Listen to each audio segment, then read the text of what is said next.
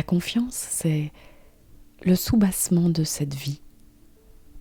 Il faut bien qu'il y ait un sol sur lequel marcher, et parfois cette terre, la terre physique, la terre matérielle, mais aussi la terre psychique, s'effondre ou se lézarde. Et il y a un sol dessous le sol, et ce soubassement, me semble-t-il, c'est la confiance. Je ne saurais dire en quoi ou en qui, mais peut-être est-ce plus prudent de ne pas dire en quoi ou en qui, de ne pas fermer avec des définitions ou des mots, ou même un visage.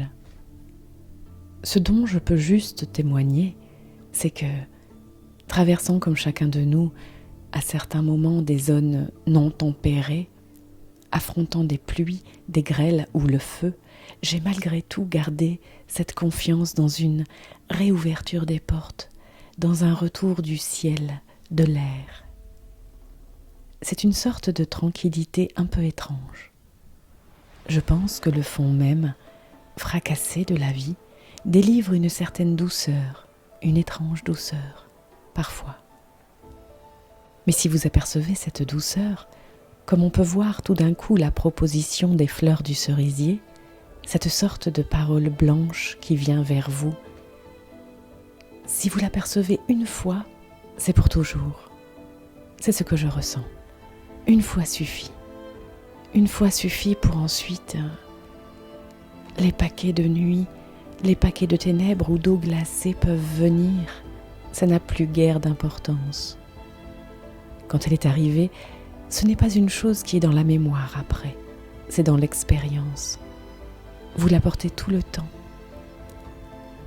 Le rideau du temps s'est enflammé. Vous avez vu ce qui était derrière. Peu importe que le rideau soit reconstitué, il se reconstitue toujours. Et parfois même ce rideau est plus dur et plus épais qu'une muraille. Mais vous l'avez vu, ne serait-ce qu'une seconde. Et cette seconde échappe au temps. Vous avez vu ce qui est derrière et qui est toujours là. J'ai l'impression parfois d'être une victime très heureuse d'une sorte d'érotomanie angélique. L'érotomanie, on sait ce que c'est Dante avec Béatrice, un clin d'œil, un battement de cils et vous construisez autour une cathédrale, le Taj Mahal, rien n'est jamais trop beau. Rien ne sera trop beau à partir de presque rien. Et il se trouve que j'ai le cœur ainsi fait que l'expérience dont je vous parle n'est pas localisable si facilement que ça. Elle revient sans arrêt dans un sens.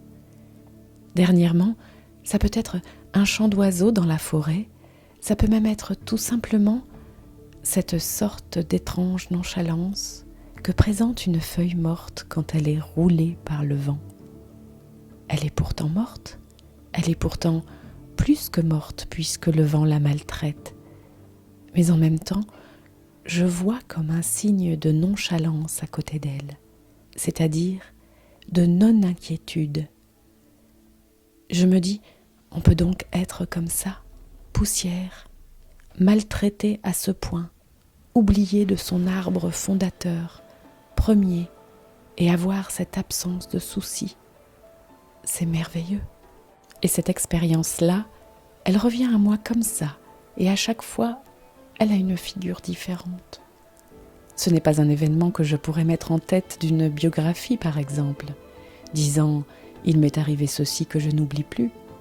Ce n'est pas une question de mémoire. C'est une question de présent. Et à certains moments, dans le présent, les portes se rouvrent à nouveau.